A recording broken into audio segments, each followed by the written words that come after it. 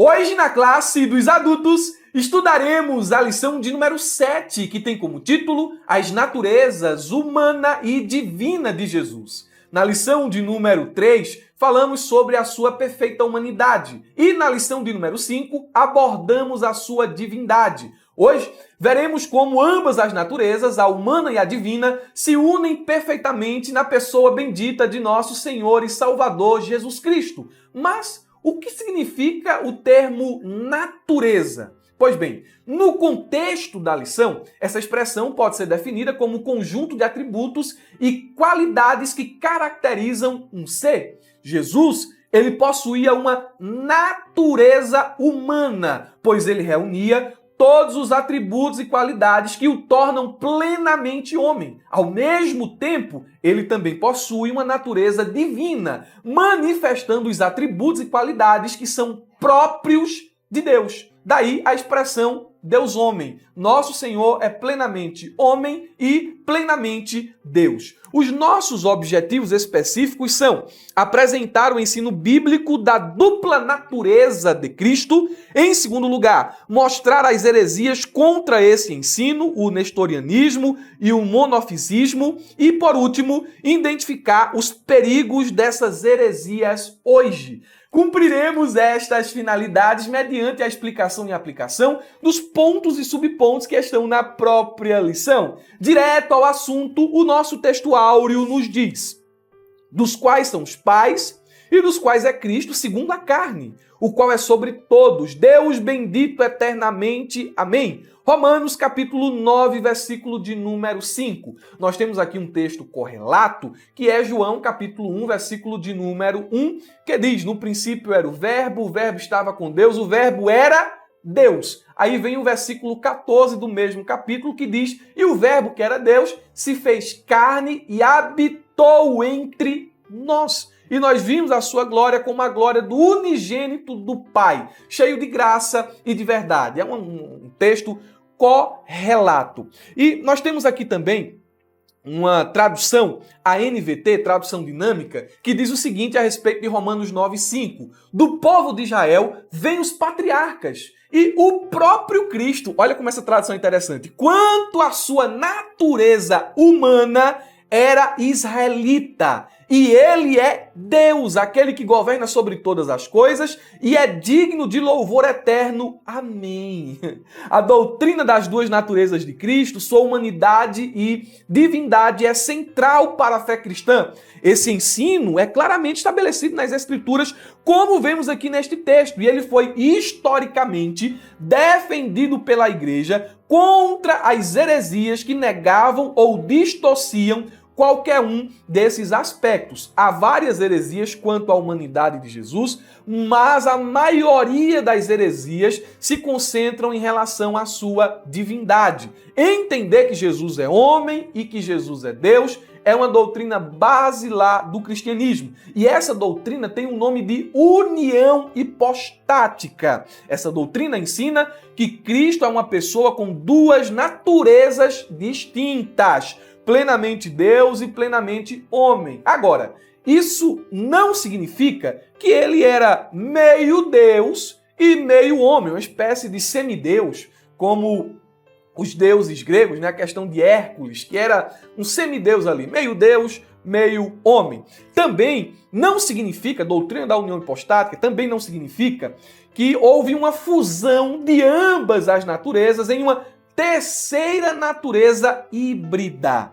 Pelo contrário, as duas naturezas coexistem sem confusão, mudança, divisão ou separação, conforme definido no Concílio de Calcedônia, no ano 451 depois de Cristo. A verdade prática diz: Jesus é o eterno e verdadeiro Deus e, ao mesmo tempo, verdadeiro homem. Estamos diante de uma afirmação bíblica e teológica. Essa verdade é essencial para a nossa salvação. Como assim, irmão Murilo? Me explica melhor. Doutrina da união hipostática, duas naturezas, o que é que isso tem que ver comigo? É fundamental para a nossa salvação. Doutrina que não pode ser excluída, que não pode ser distorcida. Se Jesus não fosse humano, não poderia morrer em nosso lugar. ele não poderia se identificar conosco, ele não poderia assumir o nosso lugar. Se não fosse Deus, seu sacrifício não teria valor infinito para redimir uma multidão incontável de pecadores. Por isso, afirmar e defender a plena humanidade e divindade de Cristo é preservar a essência do Evangelho. Amém? Meus irmãos, eu quero fazer uma pausa para pedir a vocês que me assistem pelo YouTube que neste vídeo aqui vocês deixem o seu like, se inscrevam no canal caso ainda não sejam inscritos. É o triplo C. Curtir, comentar e compartilhar. Esta tua ação fará com que o YouTube entregue este vídeo para mais pessoas. Os irmãos estarão nos abençoando. E nós também abençoaremos os irmãos, como sempre fazemos aqui no canal, com o subsídio que estou usando aqui como roteiro para esta aula, para baixar gratuitamente aqui na descrição do vídeo, tá certo? Vou deixar disponível para você do YouTube. E também vou deixar para você do YouTube o link para conhecer a plataforma da ferramenta. Esta aula, primeiro, é assistida lá na plataforma da ferramenta pelos assinantes e só depois ela vem aqui para o YouTube. Qual é a diferença do YouTube e da ferramenta EBD? É que no YouTube os irmãos têm a pré-aula e têm o subsídio. Ok, irmão, isso aí é suficiente. É um material muito bom. Mas dentro da plataforma da ferramenta, os irmãos têm um acompanhamento personalizado, os irmãos têm dinâmicas para dinamizar a aula, envolver a classe, os irmãos têm material de marketing, divulgação, tem slide profissional, tem acesso a cursos com especialistas no ensino e na escola dominical, tem muitos recursos lá, infográfico, fluxograma, Motion, tem muita coisa dentro da plataforma que não está no YouTube, que é exclusiva para os assinantes. Então conheça e seja um assinante da ferramenta EBD. Vamos progredir. Ponto 1 nos diz: o ensino bíblico da dupla natureza de Jesus. E aqui o nosso objetivo é justamente o seguinte: apresentar o ensino bíblico da dupla natureza de Jesus. Vamos tentar fazer isso.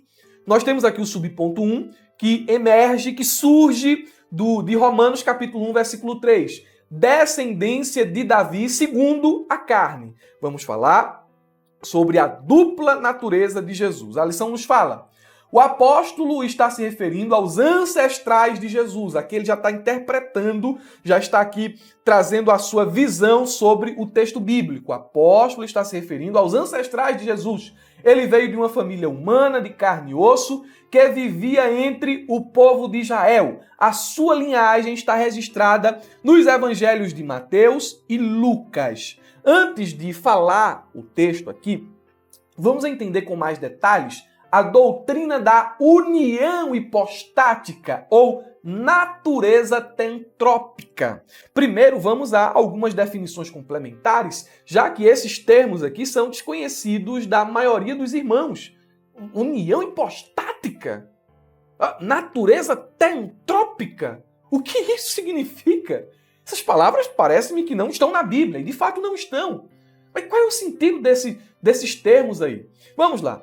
A palavra hipostática, nós definimos o que significa natureza.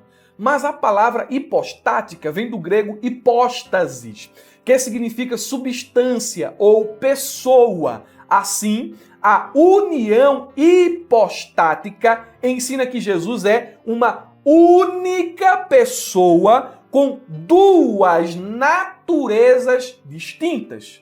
Tá bom, irmão Murilo? Entendi agora o que é natureza e o que significa a expressão hipostática. Mas você falou outra coisinha aí difícil, viu? O que é natureza tentrópica? A natureza tentrópica é resultante da união união hipostática, né? Sua natureza divina e sua natureza humana. A palavra tentrópica vem do grego theos, que significa Deus, e de anthropos, que significa homem. Por isso, né? Natureza teantrópica. É o resultado da união da natureza divina e da natureza humana. Jesus é considerado a única pessoa teantrópica, pois é verdadeiro Deus e verdadeiro homem. Ainda é importante destacar que a igreja não inventou essa doutrina.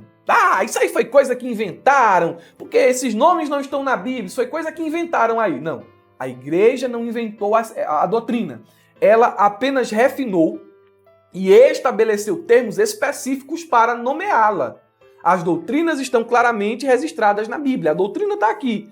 Mas o que foi que aconteceu ao longo do tempo? A doutrina foi sistematizada. Eles pensaram teologicamente a respeito desta doutrina e deram nomes para se referir, à tal doutrina revelada na Bíblia Sagrada. A palavra Trindade não aparece na Bíblia, mas a doutrina está lá. Da mesma forma, a questão da união hipostática. E diga-se de passagem, quando nós falamos de união hipostática, nós falamos de um mistério das Escrituras que é quase ali igual, não é, à questão da Trindade. A Trindade é um mistério. Nós recebemos essa doutrina pela fé. Pelo racional humano, a gente não consegue explicar, porque essa doutrina diz respeito a uma pessoa, a pessoa de Deus. E quando a gente fala sobre a pessoa do Filho especificamente, falar de duas naturezas, isso também não dá para explicar de forma racional, mas a gente vê por meio da Bíblia que é uma verdade revelada. Vamos ao texto que a lição menciona, que diz o seguinte, Romanos 1,13, na versão NVI, acerca de seu filho, que como homem era descendente de Davi. Está muito claro aqui a humanidade de Jesus. Essa passagem destaca que ele apareceu não apenas como homem, mas que realmente assumiu uma linhagem humana, inserindo-se na história de Israel como um verdadeiro descendente de Davi. Isso aqui confirma que ele possuía uma natureza humana completa, com genealogia, corpo físico e todas as características de um ser humano, exceto o pecado, conforme pontuado em Hebreus capítulo 4, versículo 15. Jesus é plenamente homem, exceto pela questão do pecado. Olha o que o texto diz, Hebreus 4,15. Pois não temos um sumo sacerdote que não possa compadecer-se das nossas fraquezas, mas sim alguém que, como nós, passou por todo tipo de tentação, porém sem pecado.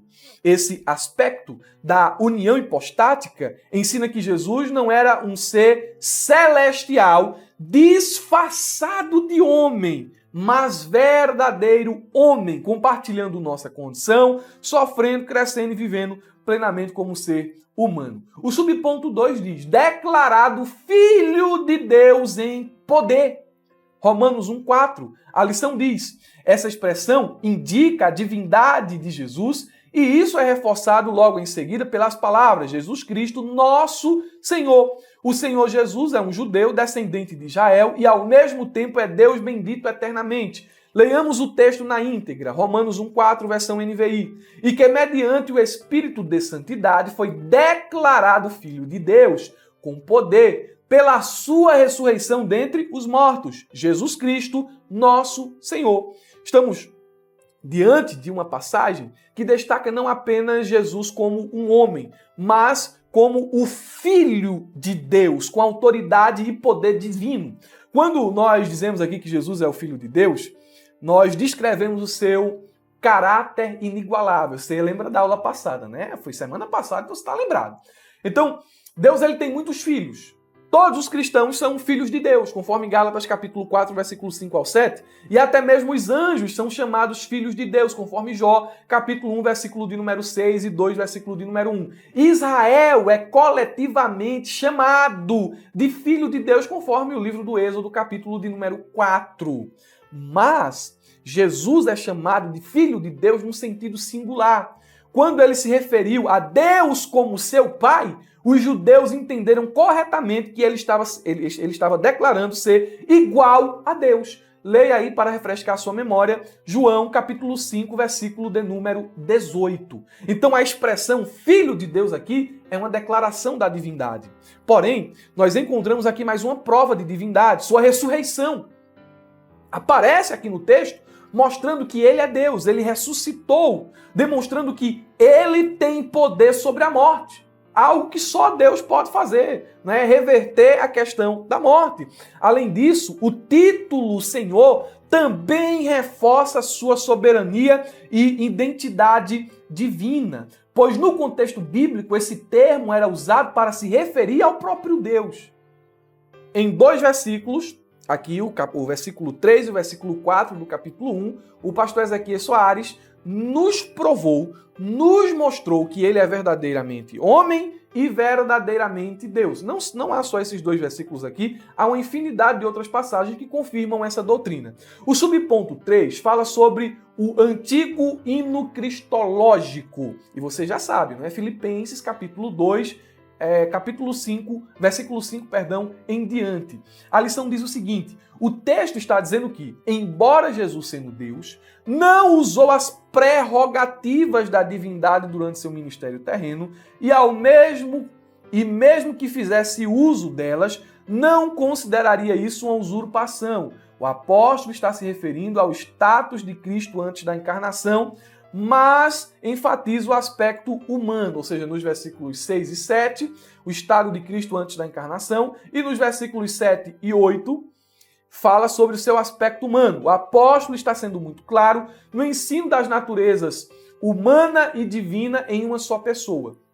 Quando nós lemos o seguinte aqui, Cristo subsistiu em forma de Deus.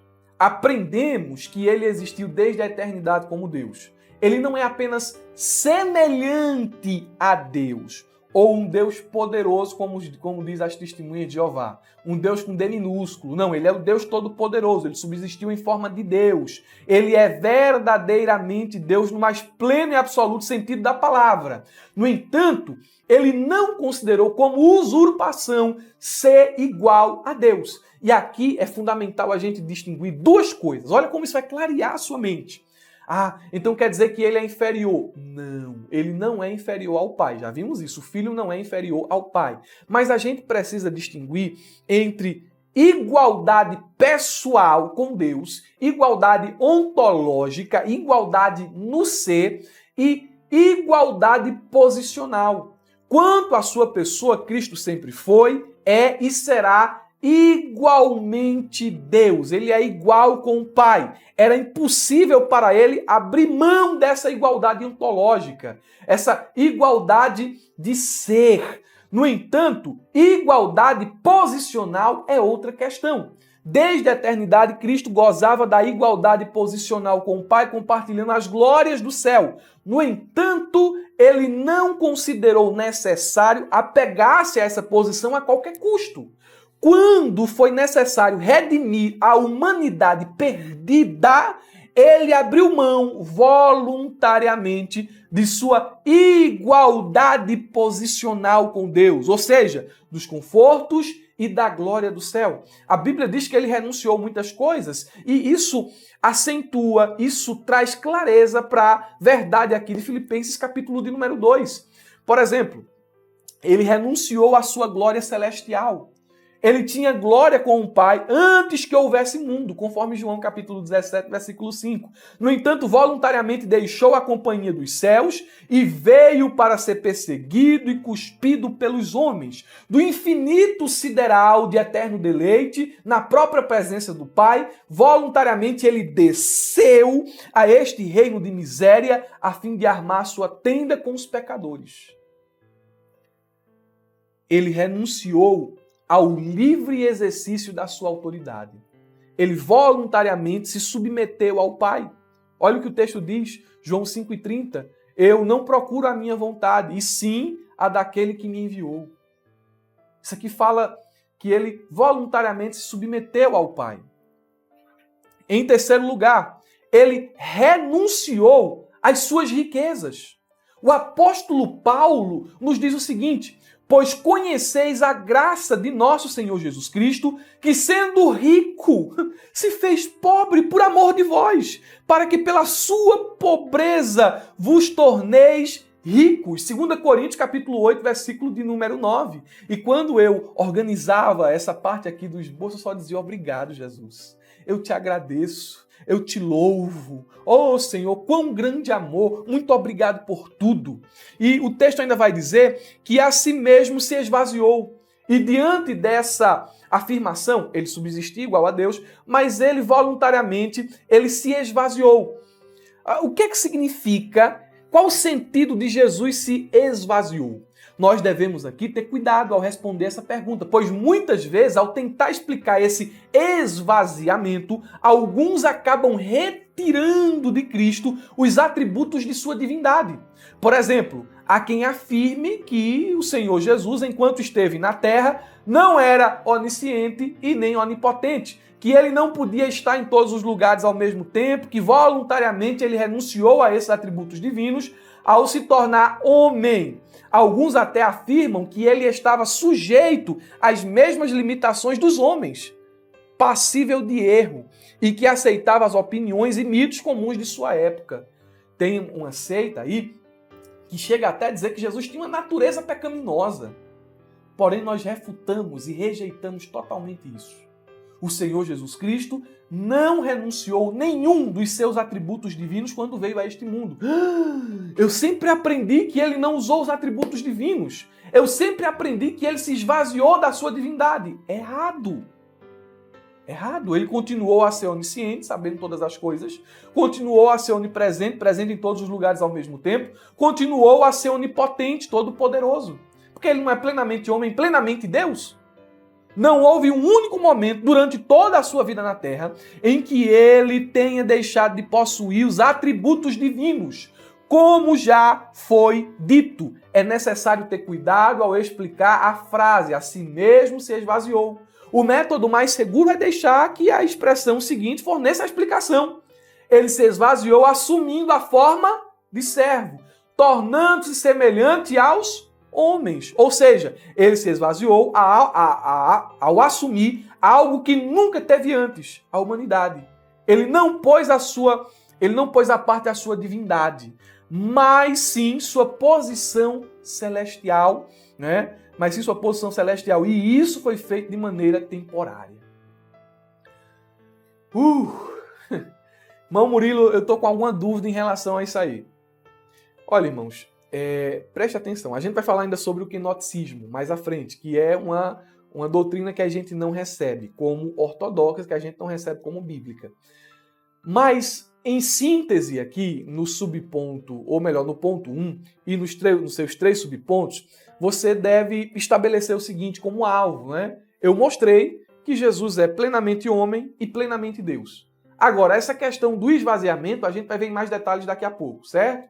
Mas eu penso que até aqui tenha ficado bem entendido. Meu Jesus é Deus-homem. Plenamente homem, plenamente Deus. Isso não é uma invenção de igreja, isso não é uma invenção de teólogo, isso não é uma invenção de homem, isso é uma doutrina bíblica.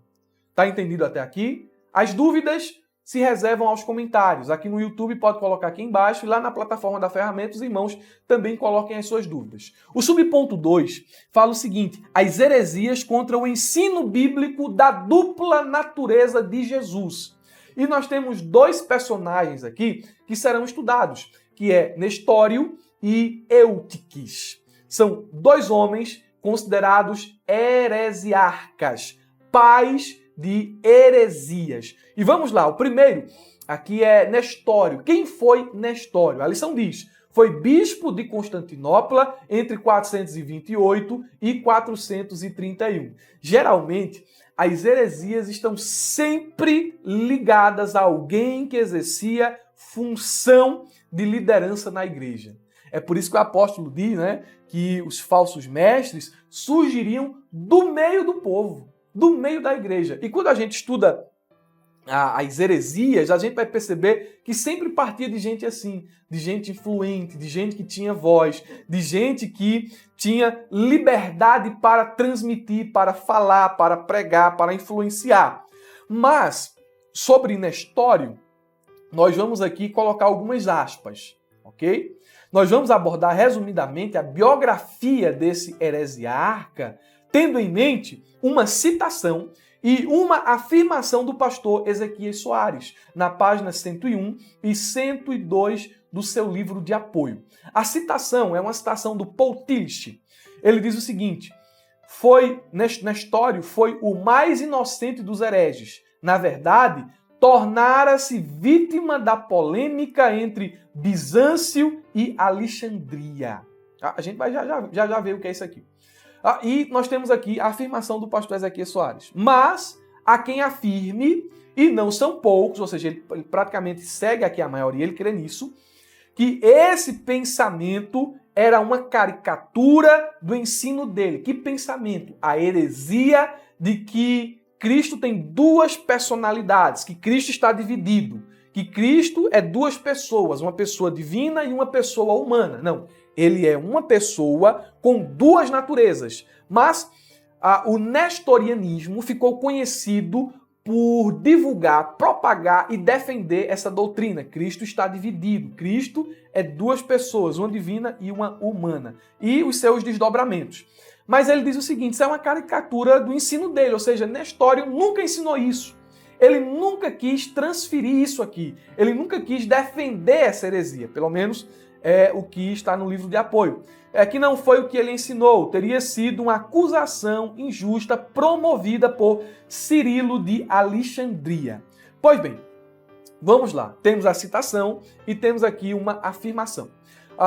Quanto ao nascimento e formação inicial, Nestório ele nasceu na Germanícia, na Síria, possivelmente em 381 d.C. Sua formação teológica aconteceu em um mosteiro de Antioquia, onde provavelmente foi discípulo de Teodoro de Mopsuestia, um dos principais expoentes da escola teológica de Alexandria.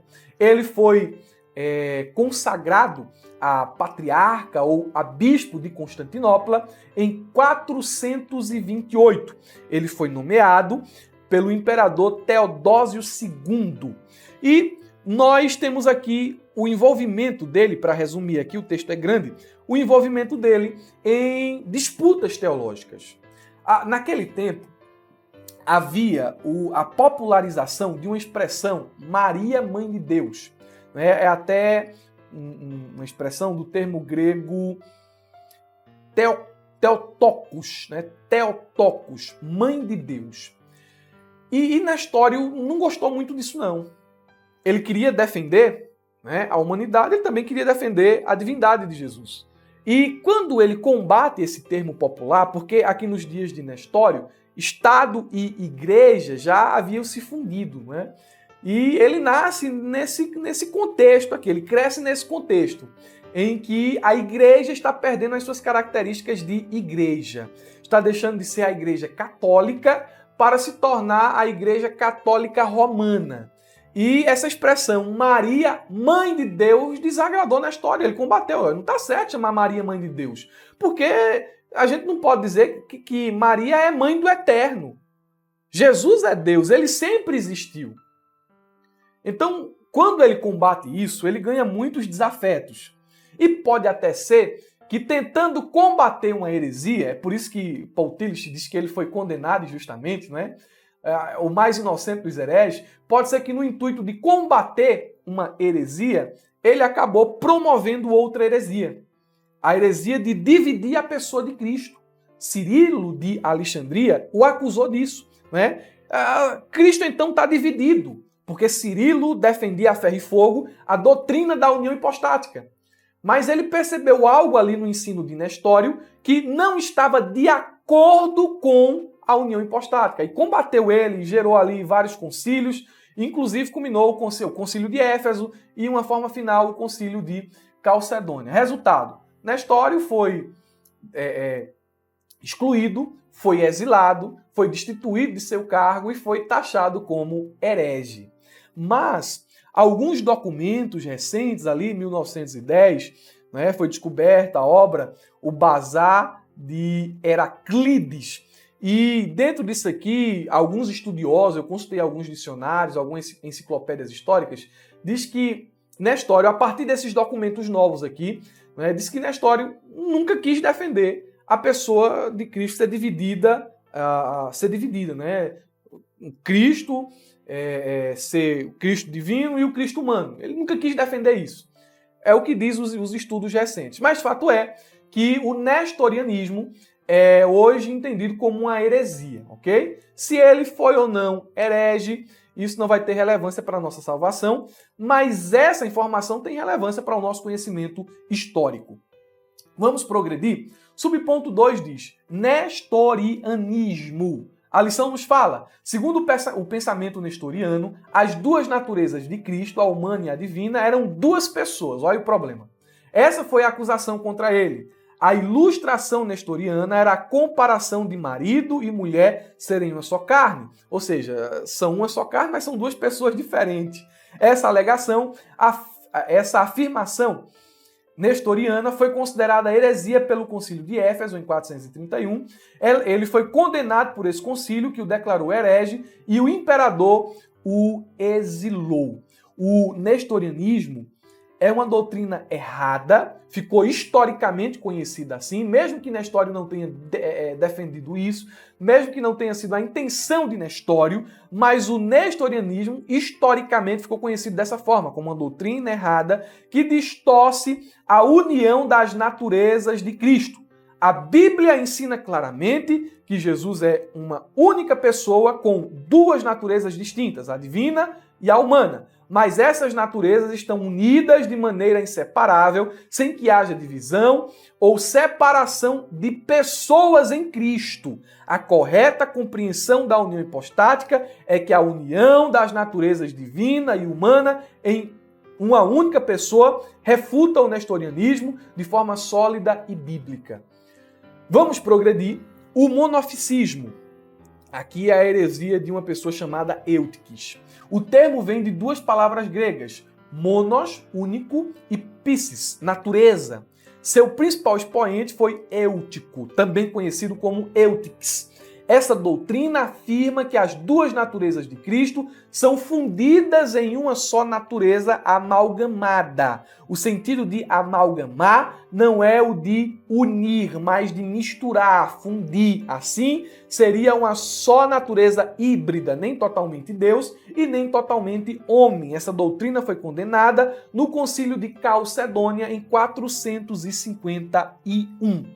Então, essa doutrina, não é, de Eutiques, é o seguinte, ela negava a verdadeira humanidade de Cristo, porque Eutiques acreditava que durante a encarnação, a natureza humana de Cristo foi completamente absorvida pela natureza divina. Em outras palavras, ele afirmava que não havia uma verdadeira humanidade em Cristo, pois essa humanidade teria sido fundida com a divindade, perdendo suas características humanas específicas. Ele sustentava que após a encarnação, Cristo não possuía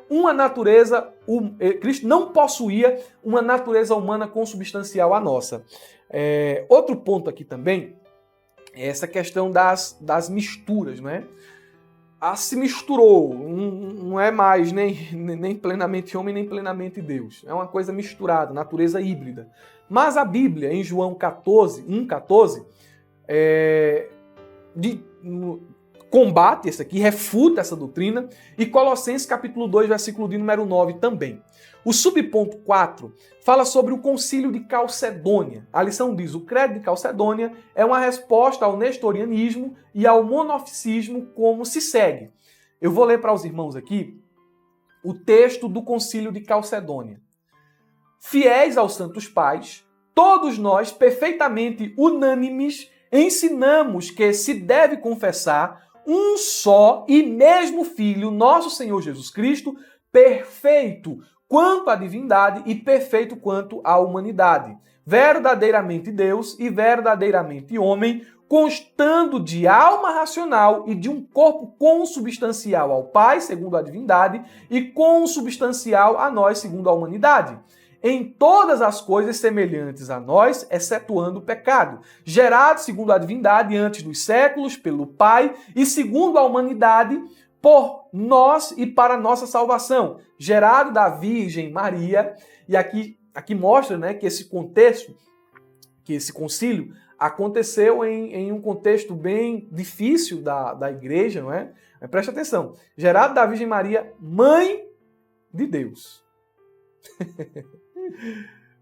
Eu vou já comentar isso aqui lá na frente, viu? Tá no concílio de Calcedônia. Mas aqui eu vou dizer aos irmãos uma coisa, eu vou dizer logo aqui. A Bíblia é maior do que os concílios. Não é porque o concílio está dizendo algo que é verdade. Aquilo que o concílio diz deve estar em acordo com o que a Bíblia diz. Então, nós aceitamos, nós entendemos como certo a posição do concílio quanto à natureza da união, aliás, quanto à união hipostática, a natureza teotrópica de Cristo. Nós concordamos, mas quando fala mãe de Deus, aí nós não concordamos porque não tem fundamentação bíblica. Um só é o mesmo Cristo, Filho, Senhor unigênito, que se deve confessar em duas naturezas inconfundíveis, imutáveis, inseparáveis e indivisíveis. A distinção de duas naturezas, de modo algum, é anulada pela união, mas, pelo contrário, as propriedades de cada natureza permanecem intactas, concorrendo para formar uma só pessoa e subsistência, hipóstasis, não dividido ou separado em duas pessoas, mas um só e mesmo Filho unigênito, Deus Verbo, Jesus Cristo, Senhor, conforme os profetas outrora a seu respeito testemunharam, e o mesmo Jesus Cristo nos ensinou, e o credo dos pais nos transmitiu. Então, o Concílio de Calcedônia combate o nestorianismo e o eutiquismo. Vamos ao terceiro ponto? O perigo dessas heresias na atualidade. O subponto 1 diz o seguinte: os monofisitas, ou os monoficistas, como queiram chamar. A lição diz: quando a doutrina monofisista foi rejeitada juntamente com o nestorianismo, houve reação. E acabou de Baradeus, lá aí por volta do ano 500 ao 578, um monge sírio liderou um grupo monofisista e preservou a tradição ciromonofisita, conhecida como tradição jacobita. Ele e seus seguidores rejeitaram a decisão do Concílio de Calcedônia. Quem são eles hoje? São as igrejas ortodoxas, coptas, armênias, abissínia e jacobitas. Essas igrejas, elas ainda existem no Oriente, não é? E tem até eu estava conversando com o presbítero Herbert, que tem até aí um caso de uns missionários que foram degolados aí, né, nessas regiões aí. Agora, um caso recente, né, que eles faziam parte dessas igrejas aqui. Essas igrejas, elas são chamadas de pré-calcedônias ou pré-calcedonianas, porque elas rejeitam as decisões do Concílio de Calcedônia.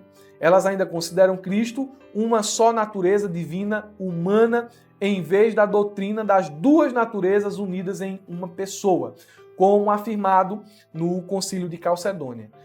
O problema dessas igrejas aqui não são só esse, não é? Elas também têm um cânon próprio, elas aceitam os livros deuterocanônicos, ou seja, livros além do que temos em nossa Bíblia. Nós temos 66 livros. Há igrejas dessas daqui, não é? A copta, a armênia, as jacobitas, essas igrejas, as igrejas ortodoxas, que elas têm 73 livros, 84, às vezes até mais de 100 livros em sua Bíblia. Isso aí é um problema grande. Elas também veneram, adoram santos. Então, mesmo que a gente não tenha muito contato com essas igrejas aqui, elas ainda existem nos dias de hoje. Aí nós temos o subponto 2 aí, que é um subponto polêmico. Mais polêmico, irmão Murilo, até aqui é polêmico também. O quenoticismo é uma heresia que a gente também não concorda. É até interessante que esses pontos aqui, esses pontos do terceiro ponto, né? Aliás, esses subpontos do terceiro ponto, eles não constam no livro da lição. Eu dei uma lida no livro da lição, mas eles não constam. Eles foram colocados aqui pelo organizador da revista. E às vezes quem organiza a revista não é a mesma pessoa que escreve o livro, né? Às vezes acontece assim. Mas na organização surgiram esses pontos aqui e acharam necessário colocar o quenoticismo. A lição diz o seguinte: do verbo grego kenon, significa esvaziar. A doutrina quenótica afirma que Jesus, enquanto esteve na terra, esvaziou a si mesmo dos seus atributos divinos. E nós já vimos que isso é um erro. Nós já vimos que a kenosis, o esvaziamento, não é um esvaziamento dos atributos, porque Jesus não se tornou menos Deus. Ele não deixou de ser quem ele é quando encarnou. Quando a gente olha para a Bíblia, nós vemos a sua natureza humana. Ele teve fome, Mateus capítulo 4, versículo 2, ele se sentiu cansado, João 4 e 6, ele chorou, João capítulo 11, versículo 35, aqui a sua natureza humana está em evidência. Por outro lado, há momentos em que a natureza divina está mais em evidência, não é? Ele é onisciente, Marcos 2 e 8, ele é onipotente, Marcos 4 e 39, e ele perdoa pecados, Marcos capítulo 2, versículo 10 ao 11, e aí por diante. E o que a gente não pode fazer? A gente não pode atribuir a natureza às obras da pessoa. Por exemplo, Jesus acalmou a tempestade, foi a sua natureza divina quem fez isso. Jesus teve fome, foi a sua natureza humana. Não. Oh, meu Deus, como é que a gente explica isso? Veja, irmãos, eu não posso atribuir nenhuma obra à natureza, mas à pessoa. Então, quem foi que acalmou a tempestade? Deus homem. Quem foi que ressuscitou Lázaro? Deus homem. Quem foi que sentiu fome? Deus homem. Quem foi que chorou? Deus homem. Aí alguém, né, quando se fala sobre isso aqui, alguém vai dizer, mas Jesus não fazia isso aí, não era no poder do Espírito Santo?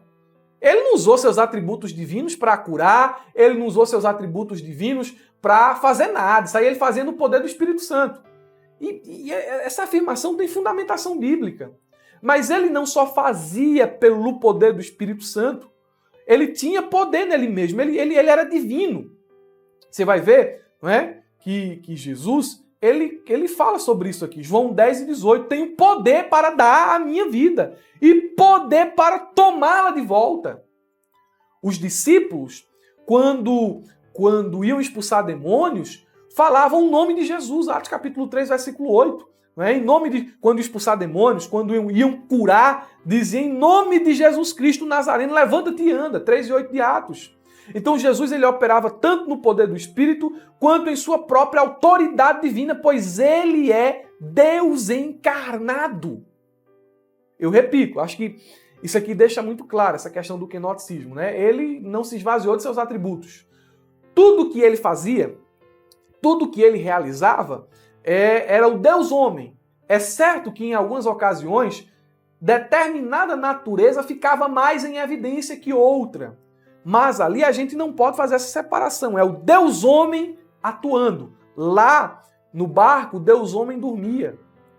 Mas o Deus homem acalmou, disse ao vento e ao mar, fiquem quietos. Entendeu, não é? Vamos progredir. E por último, nós temos aí a mariolatria. A lição diz o seguinte: o catolicismo romano adotou o termo mãe de Deus, de Cirilo, ou seja, um pensamento antibíblico que se desenvolveu na teologia e permanece até hoje por conta da sua popularidade. Com isso aprendemos que o que parece certo e a escolha popular nem sempre representa a verdade. Qual é a ironia disso aqui? O concílio, que definitivamente taxou o nestorianismo como herege e o eutiquismo como herege, né, como doutrinas herege, promoveu uma heresia. Olha que interessante, isso aqui parece irônico, não é? Porque lá no Concílio de Calcedônia, naquilo que eles estabeleceram, está lá Maria, Mãe de Deus. E, meus irmãos, repito, Maria não pode ser a Mãe de Deus, não é? Ela não pode ser a Mãe de Deus porque Deus é eterno. Ela não é a Mãe de Deus. Então, essa expressão ela está errada. E o que Nestório temia aconteceu. Olha, se vocês continuarem falando que Maria é Mãe de Deus, logo aí essa expressão não vai ser, no sentido de vocês aí, uma defesa da divindade de Jesus. Não, isso aí vai se referir mais a Maria. E vai chegar um momento em que Maria vai ser adorada, em que vão ver Maria de uma forma diferente daquilo que a Bíblia fala, isso aí vai virar um problema. E de fato virou. A questão da mariolatria, né? A onisciência de Maria, a intercessão de Maria, a perpetuidade da virgindade de Maria, muita coisa aí que está errada, não é? Então, a gente deve tomar cuidado. O concílio, ironicamente, que combateu heresias, acabou estabelecendo, promovendo uma outra heresia. Vamos concluir dizendo que a doutrina da união hipostática é fundamental para a fé cristã, pois assegura que Jesus é plenamente Deus e plenamente homem em uma só pessoa. Sua humanidade lhe permitiu morrer pelos pecadores, enquanto sua divindade conferiu valor infinito ao seu sacrifício. É uma lição cujos termos técnicos são desconhecidos, é uma lição cujos detalhes às vezes são um pouquinho difíceis de entender e de digerir, mas a gente não pode subestimar os nossos alunos, a gente não pode deixar de ensinar, a gente não pode deixar de falar. Então, tudo o que foi dito aqui, você pode pesquisar mais, se você quiser ir mais a fundo, você pode ler o material, você pode ler aquilo que complementamente a gente deixa aqui na ferramenta EBD, para que você chegue em classe preparado, tá certo? Meus irmãos, Deus abençoe, um ótimo final de semana, uma ótima aula de escola bíblica dominical e não se esqueça, abra a jaula!